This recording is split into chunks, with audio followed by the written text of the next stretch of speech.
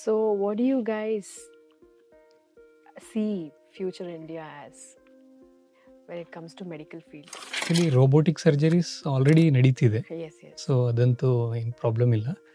But health care system in India ಅಂತ ಬಂದಾಗ ಕೆಲವೊಂದು ಇಂಪ್ರೂವ್ಮೆಂಟ್ಸ್ ಆಗೋದು ತುಂಬ ನೆಸೆಸಿಟಿ ಇದೆ.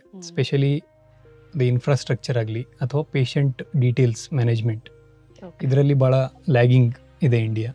ಯಾಕಂದರೆ ಒಬ್ಬ ಪೇಷಂಟ್ ಪಾಸ್ಟ್ ಅವ್ರದ್ದು ಮೆಡಿಕಲ್ ಹಿಸ್ಟ್ರಿನ ಈಸಿಯಾಗಿ ಅದನ್ನು ತಗೊಳ್ಳೋದು ತುಂಬ ಡಿಫಿಕಲ್ಟ್ ಆಗಿಬಿಟ್ಟಿದೆ.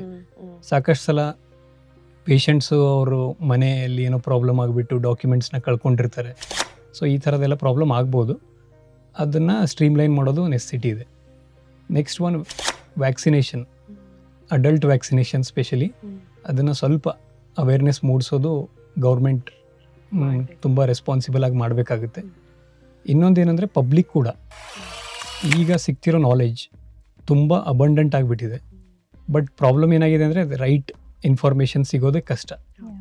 ಸೊ ಅದನ್ನು ಪಬ್ಲಿಕ್ಕಿಗೆ easily and practically applicable right knowledge ಕೊಡೋದು ನೆಸೆಸಿಟಿ ಇದೆ ಇಂಡಿಯಾದಲ್ಲಿ.